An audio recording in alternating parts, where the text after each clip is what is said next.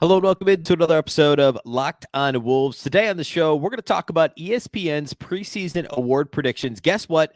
There are 4 Timberwolves in the top 5 of the 6 categories that ESPN listed. We'll talk about that. And spoiler, yeah, Ant's up there in the MVP conversation. I'll give the case for why, or make the case for why Ant should be in the discussion and very likely will be in the discussion this season for NBA MVP. It's all coming on the show. Welcome in. You are Locked on Wolves.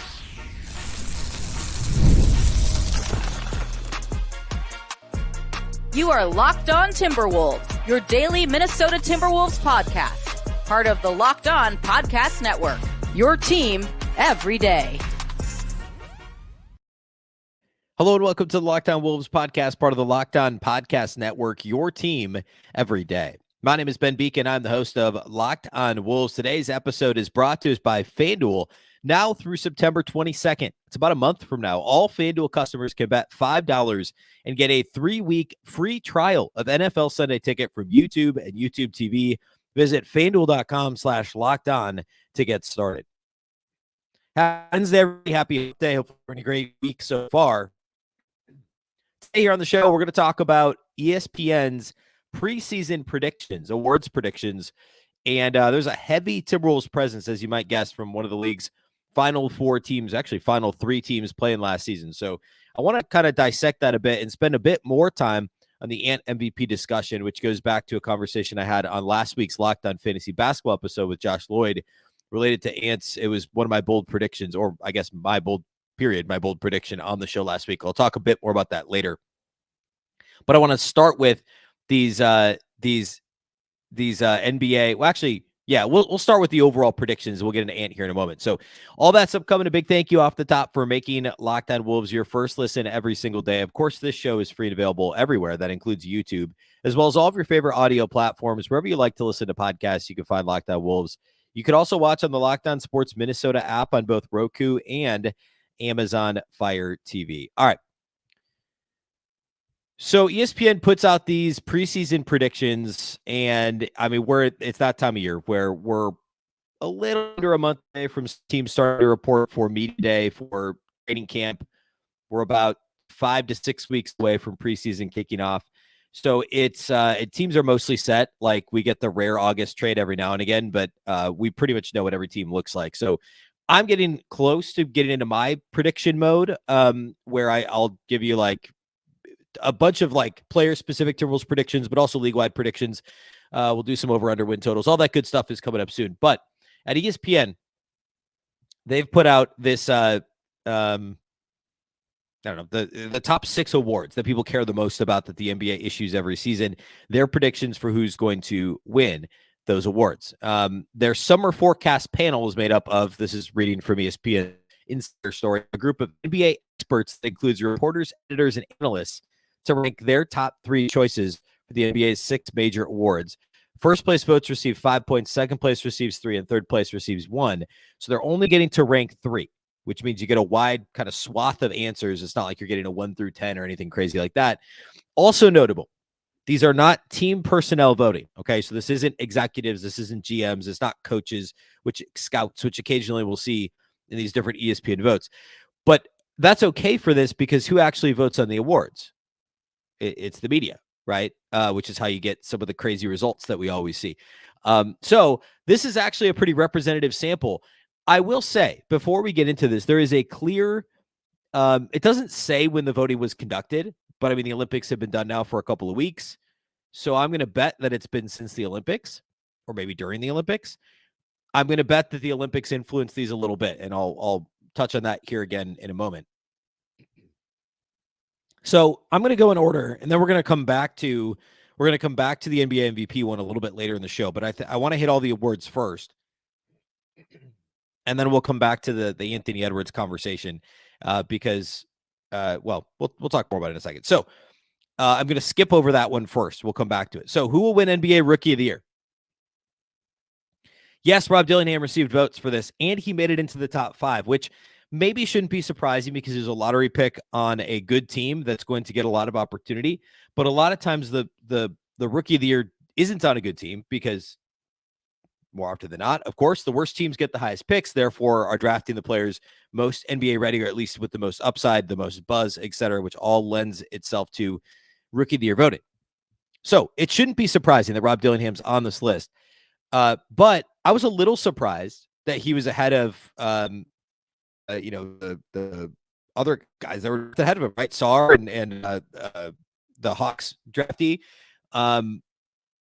Name escaping me, but the Timberwolves Dillingham's fifth on this list. So Reed Sheppard easily first, 62% of the votes. Clearly summer league performance influencing the Sheppard vote at number one. Zach Edey with the Grizzlies, number two. I actually kind of buy that because the Grizzlies will be better. They're going to improve a lot this year because of just health, and he's going to eat with Ja Morant. He's going to have a lot of opportunity with Ja Morant on that team. Donovan Clingan with the Trailblazers third. Stephon Castle with the Spurs, number four, which is I could see that because, again, opportunity and team success plays into it a little bit. Although we've seen plenty of rookie. I mean, like when Karl-Anthony Towns won Rookie of the Year, like the Timberwolves weren't good. So like the Rookie of the Year a lot of times isn't on a good team, but more team success gives you visibility, which helps you with voters. And like the Spurs, I don't know what their exact count of national TV games is, but they're going to be on their share of national TV games because they have Victor Wembanyama. So people are going to see them whether or not they actually make a leap that a lot of people think they can make. And this was something that we talked about actually last week on the Minnesota basketball party right here on Lockdown Wolves on the audio feed last Wednesday. We talked about like 4 episodes ago in your feed, the Spurs next year. And my take was they'll be around 30 wins, 30-ish, 30, low 30s, mid 30s. They'll have a shot at competing for a play-in spot. But I don't think just adding Chris Paul in a year later of Wembanyama is going to make them that much better because the rest of the team isn't that good. So, real quick, I just pulled up their schedule. They got 1, 2, 3, 4, 5, 6, 7, 8, 9, 10, 11, 12 national TV games, which I get it. And the Timberwolves have like 28, I think was the number, if you don't include NBA TV, and I didn't in this count. Or actually, I think it's 22 without NBA TV. Spurs have 12 without NBA TV. The Timberwolves last year had 5 at the start of the season. And I feel like 12 months ago, Anthony Edwards there was as much buzz surrounding him, especially coming out of FIBA World Cup, as there is about Wembanyama, and the rest of the team was better. So it is what it is. I'm not going to like get too upset about this, but I just want to point out that Minnesota's not a smaller market, first of all, than San Antonio. Anthony Edwards a year ago wasn't maybe as I would say he's every bit as good as Wembanyama is now. Now he was a couple years older. I get it. But the Timberwolves as a team were already a playoff team and already had Rudy Gobert, a multi-time All-NBA, multi-time All-Star, multi-time Defensive Player of the Year, and Karl-Anthony Towns on the roster, who's also a multi-time All-NBA, multi-time All-Star. And they had less than half as many national TV games as the Spurs. Just putting that out there. Clearly, the NBA righted that wrong a little bit this year with the 22 national TV games, 28 including NBA TV. But anyway, all that to say, Dillingham's 5th on this list. I wouldn't say I would be shocked if Dillingham won the Rookie of the Year, but it would be definitely a surprise. I would put that in the same category as how I felt about Naz Reid winning 6th Man of the Year at this time last year. I just questioned whether or not the opportunity would fully be there for Naz. And I also thought there was a shot that if somebody got hurt, he'd end up starting more. I just didn't know that the ball would be in his hands enough. I would say the same thing about Dillingham, even though he's going to be relied upon on the bench. But if the Wolves get off to a rough start, I've talked about this before, does that become minutes to TJ Shannon, to Joe Ingles, to somebody who, Gilgeous-Alexander Walker is the quote-unquote point guard? Dillingham plays less and less and less if he gets off to a rough start, which is entirely possible. We saw that in Summer League. He had some rough games before he closed strong in Vegas. Could that happen again, which limits the upside for Dillingham this year in terms of award possibilities? I think that's certainly on the table. So I'd say 5th in the rankings, about right for him. He received, I don't think he got any first place votes, but that means he was 2nd, 3rd on several ballots if he got to 10 points. Because it looks like it says Alex Sarr got 5% of first place votes and he finished below Dillingham in the rankings. So a lot of people had Dillingham 2nd or 3rd, which feels about right to me. It wouldn't shock me if he was top 3, because I think the most likely scenario is he does get the right combination of opportunity in terms of like shot volume, minutes, and also shot volume, because his shots per minute is going to be really high. He just has to play enough, and the team's going to be good. The visibility will be there. So I think he does probably finish top 3, but winning the award would be, I think, a bit of a stretch for him. I want to talk about Defensive Player of the Year next. You know who's in the top 3 there. We'll talk about sixth man of the year, who's in the top 3 there. And then the other categories are most improved player and coach of the year. And then we'll circle back to the MVP conversation and what those preseason prediction rankings voting look like on ESPN. So we'll do all that here next.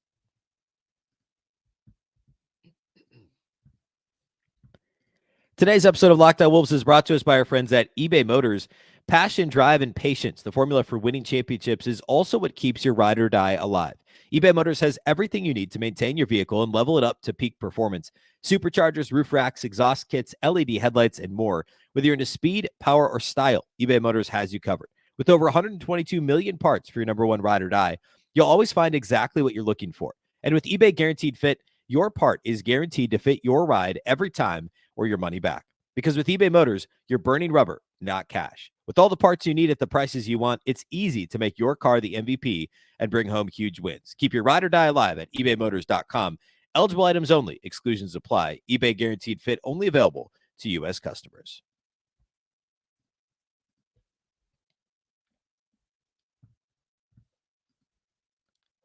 A big thank you once again for making Locked On Wolves your first listen of the day. For your second listen, enjoy the Locked On NBA podcast. There's no offseason in the NBA, and Locked On NBA provides daily basketball analysis for national and local experts in 30 minutes or less. No one keeps you as informed and entertained as Locked On NBA. Available on YouTube or wherever you get podcasts.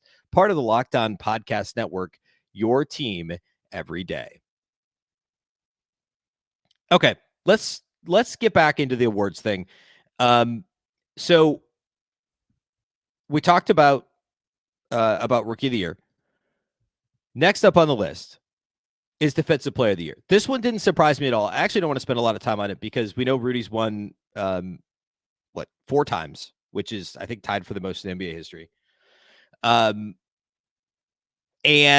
this is one that I think was influenced a little bit by the Olympics. And we saw it a little bit last year. Like, if you go back, please don't go back. Don't go back and listen to these shows. National shows back during award season and, back into March, but certainly into April. There was a lot of discussion around, like, I'll call out one in particular, like on The Ringer. I think Ryan Russillo was on Bill Simmons' podcast.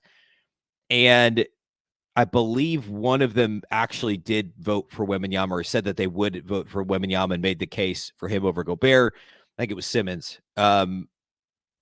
Both, of course, have been critical of Rudy at times, and certainly of the trade. It is what it is there. Fine. I don't want to go off on that tangent. So there already was a little bit of this momentum because it's the same reason why Jokic can't win MVP every year, because people get bored of it. Rudy Gobert is still the most impactful defensive player in the league, and it's not close. Wembanyama might be this year. That's possible. But the overall, you have to have that impact on the overall team defense. And that's not, like, there were a lot of never minds that were forced by Victor Wembanyama. There's no question about it. But the overall team results don't necessarily speak to the same impact that Rudy Gobert provided, right? I mean, like, obviously the Spurs only won 22 games last year. We know that. Defensive rating wise, they were in the bottom third of the league, no matter where you look. I think 22 on Basketball Reference and 21 or something on Cleaning the Glass. And of course, it's more than just one player.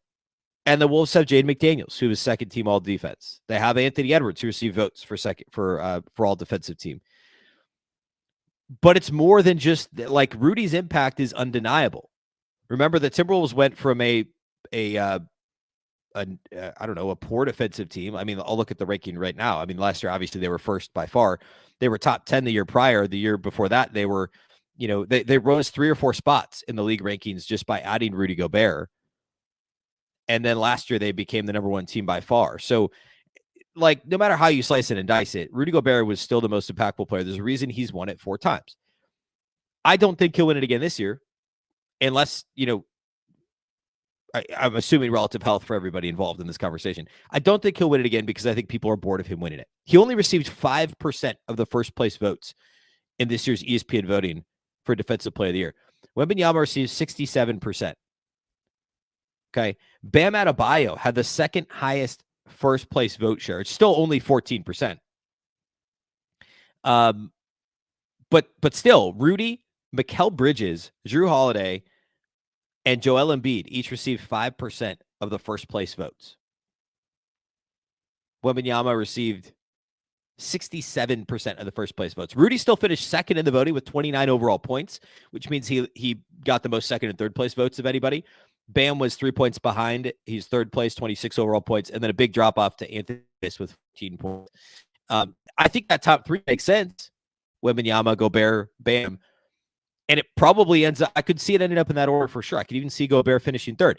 But if the Timberwolves end up with the number one defense in the league and Gobert does Gobert things again, I don't see how you can't give it to him. Like, if they don't have the top defense in the league, that might be the only way he doesn't, or I'm sorry, the only way he gets it probably is if the Wolves again have the best defense by far in the league.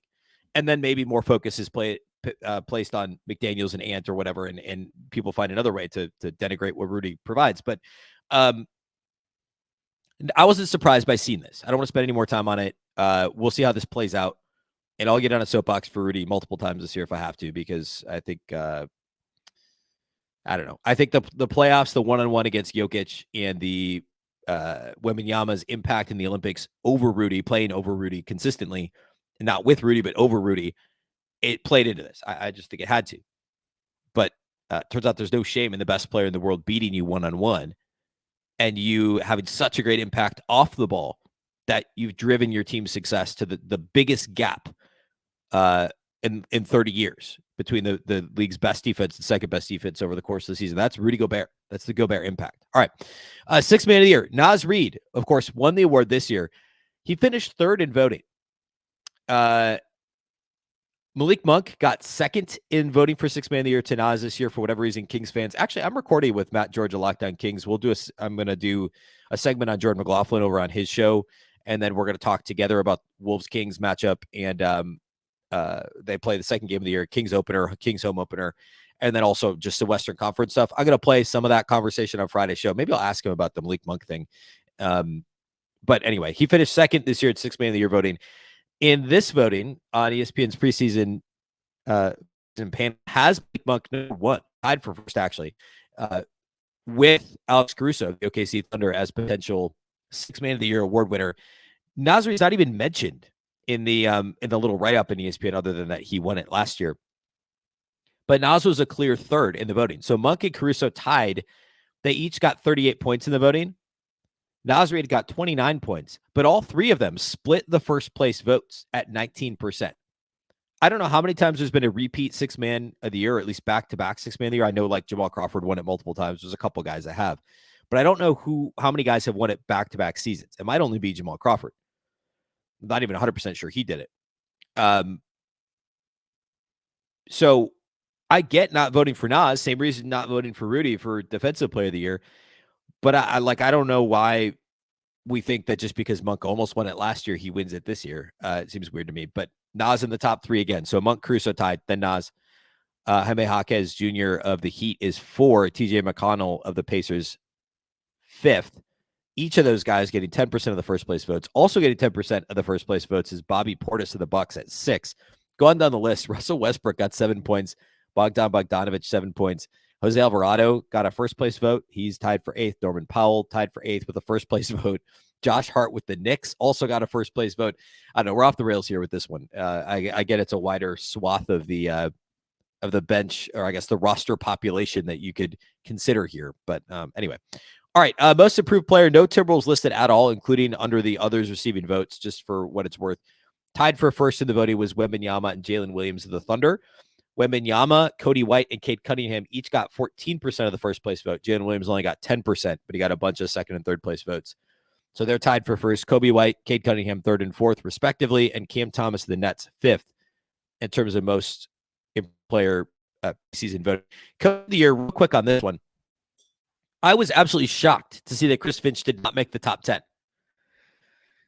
I mean, this man was top 3 last year in Coach of the Year voting. Did he finish second or third? He finished third behind Dagno and Jamal Mosley. And you could have made a case for him to finish ahead of Mosley. I made the case for him to finish ahead of Dagno until the Thunder ended up with the number 1 seed. I mean, I could see that either way.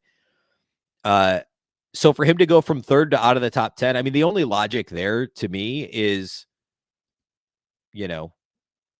whatever they do this season shouldn't shock people because they were already a conference finals team. I guess is the same reason why Jason Kidd is also like Chris Finch was under the others receiving votes, which means he probably got like a second or third place vote. So is Jason Kidd.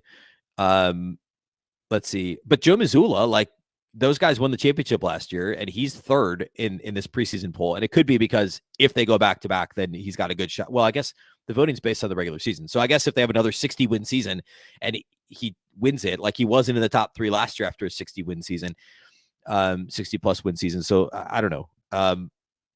I guess I don't know. I guess I get it. But not being in the top 10 to me feels kind of wild. Like this is a team that very easily could win 60 games next year. Like what if the Wolves go from 56 to 61 wins and Ant becomes the MVP? Like you have to give some coach to your consideration to Chris Finch. So for him to not be in the top 10 just seems really crazy to me. Number 1, Tom Thibodeau, 19% of first place votes, 29 overall votes or points, excuse me. Dagno, number 2. Dagno won it last year. I think the guy's going to go back-to-back coach of the year. This is actually, the more I think about this, the crazier this is. That the guy that won the award last year, second in the voting, they were what, 1 game ahead of the Timberwolves in the West and go as far in the playoffs. So why would we win it this year? Unless they go, and that's, I guess the thought is they're the most improved team in the offseason and they're going to go from good to great. I don't know. But Tibbs is 1, Dagno's 2, Joe Mazzulla is 3rd. All 3 of them got 19% of first place votes. But in terms of the point totals, Tibbs is 1st, Dagno 2, Mazzulla 3. Greg Popovich is 4, if they make a leap with Wemby, sure. Kenny Atkinson, new coach of the Cavaliers, number 5. I guess just assuming they get better with better coaching. But Jamal Mosley, who finished 2nd last year in voting, is 10th on the list. Chris Finch, others receiving votes. I don't know. I don't get it. I don't get it at all, other than Chris Finch getting overlooked all the time. All right, let's talk about the case for Ant to win MVP. We'll talk about the MVP preseason awards voting at ESPN here next.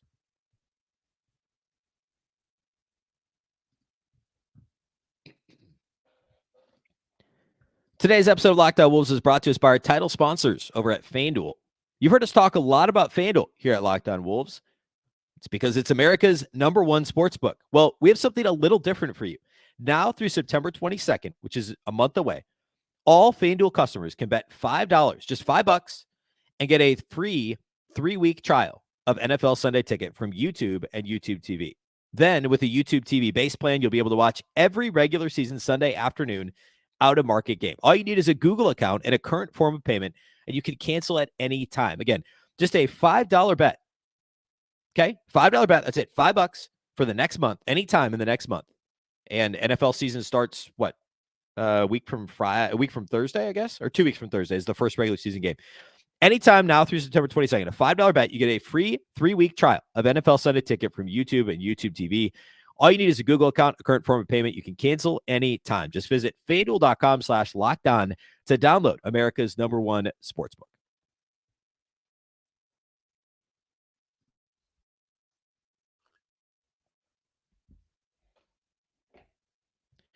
Okay, let's close the conversation with Anthony Edwards.